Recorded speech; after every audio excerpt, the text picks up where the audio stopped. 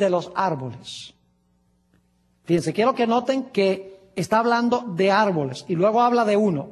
Dice, por tanto, todo árbol, singular, todo árbol que no da buen, ¿qué? Fruto, es cortado y echado ¿dónde?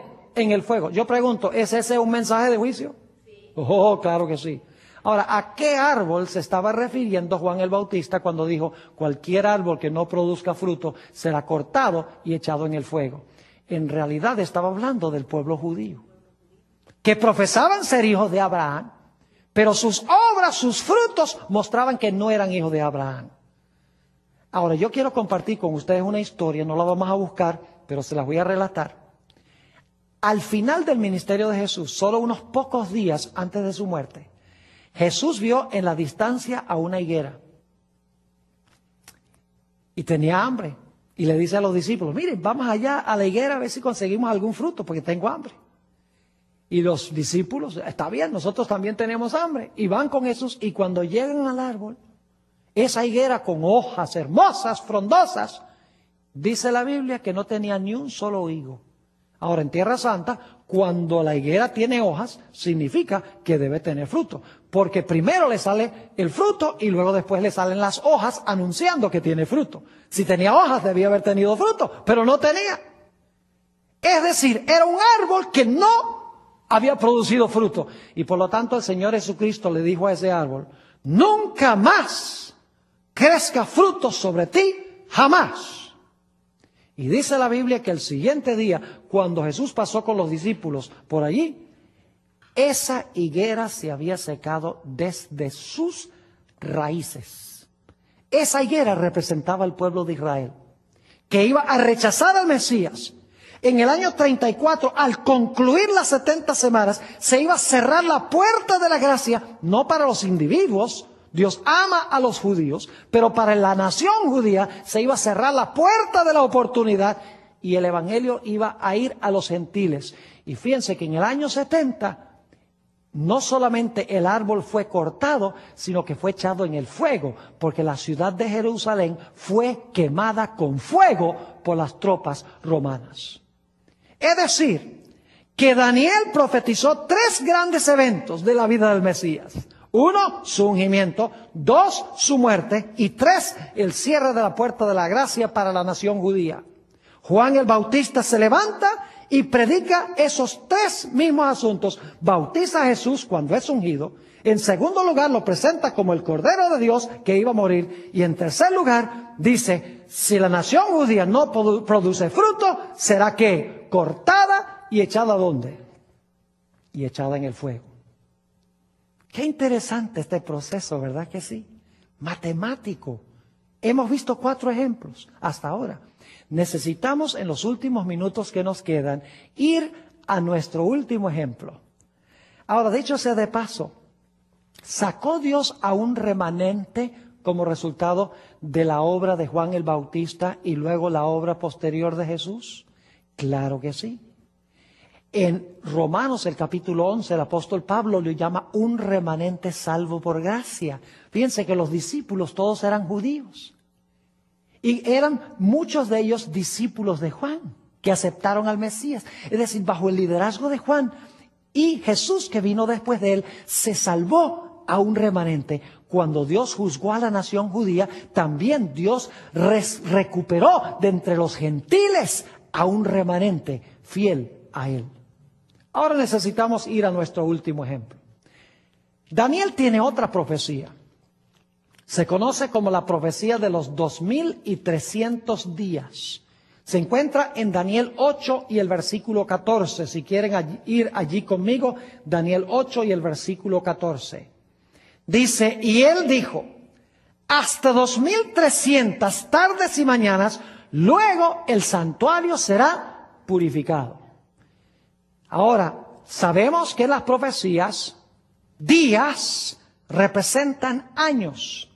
Es decir, Daniel está diciendo, en 2300 años el santuario será purificado. Ahora, en Daniel 9 nos explica que la profecía de los 2300 días comienza en el año 457 a.C. con el decreto de Artajerjes de restaurar y edificar la ciudad de Jerusalén. Ahí comienza la profecía de los 2300 días, es decir, las 70 semanas son la primera parte de la profecía de los 2300 días. Los 490 años de las 70 semanas son la primera porción de los 2300 días. Es decir, lo único que tenemos que hacer es empezar en el año 457 e ir hacia adelante 2300 años y vamos a llegar a la fecha de la purificación del santuario. Ahora escuchen bien, no puede ser este santuario el santuario terrenal. ¿Y saben por qué? Porque el santuario terrenal fue destruido en el año 70. Y esto nos lleva hasta el año 1844. En esa fecha no había santuario en la tierra, no había templo en la tierra, había sido destruido el templo judío por los romanos. Cuando vamos al libro de Hebreos, notamos que el templo de los cristianos es el templo celestial. El santuario en el cual obra Cristo es el santuario celestial. Así que en 1844, cuando dice que el santuario será purificado, significa que se iba a realizar una obra de juicio como la que sucedía en el día de expiación en Levítico el capítulo 16. Cuando todos los pecados que habían entrado al santuario durante el transcurso del año, una vez al año, al final del año, el santuario era purificado de esos pecados. Y eso representaba el gran juicio, porque se separaba a los justos de los injustos. Ahora yo pregunto, ¿esta profecía era para los días de Daniel? No. Noten Daniel el capítulo 12 y el versículo 4. Hablando de esta profecía de los 2300 días, Daniel 12 y el versículo 4, Dios le dice a Daniel, pero tú, Daniel, cierra las palabras y sella el libro. Es decir, esto no es para tu época, sella el libro, cierra el libro, séllalo. Y luego dice, hasta el tiempo del fin. Es decir, en el tiempo del fin se iba a quitar el sello. Muchos correrán de aquí para allá y la ciencia se aumentará.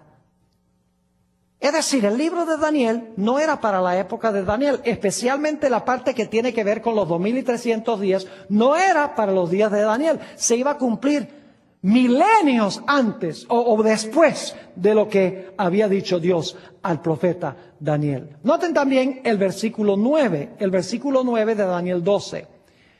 Dios le está hablando. Él respondió, anda, Daniel, pues estas palabras están cerradas y selladas ¿hasta cuándo? Hasta el tiempo del fin. Es decir, esta profecía de los 2300 días no es para tu época. Ahora se me ocurre hacer esta pregunta. ¿Creen ustedes que al final de este periodo de tiempo Dios iba a levantar a otro profeta para hacer verdad presente el mensaje de Daniel 8:14? ¿Creen ustedes que alrededor del año 1844 Dios iba a levantar una voz profética que dijera la profecía de la cual habló Daniel, de un juicio, de la purificación del santuario, ahora se está cumpliendo? Se me ocurre hacer esa pregunta. ¿Creen que sí? Pues claro que sí. En todos los otros casos funcionó el mismo proceso. Esperaríamos entonces que en 1844 levantaría Dios a un profeta que predicaría el mismo mensaje que predicó Daniel en cuanto a los 2300 días, que iba a explicar lo que es la purificación del santuario, que iba a hablar sobre el inicio del juicio en el santuario. Eso esperaríamos. ¿Saben lo que es extraordinario? En diciembre del año 1844, después de lo que se conoce como el Gran Chasco, cuando Jesús no vino, estaban esperando que Jesús viniera a purificar el mundo, creían que este mundo era el santuario, aunque la Biblia no dice que el mundo es el santuario. Y quedaron chasqueados porque Jesús no vino. Los pioneros empezaron a estudiar las profecías después de esto y se dieron cuenta que el santuario no era el terrenal, sino el celestial. Y que la purificación del santuario no era la segunda venida, sino que era el comienzo del juicio en ese santuario celestial. Y Dios levantó a una persona para explicar lo que había pasado en 1844 para que la gente pudiera recibir ánimo y aliento. diciembre de 1840.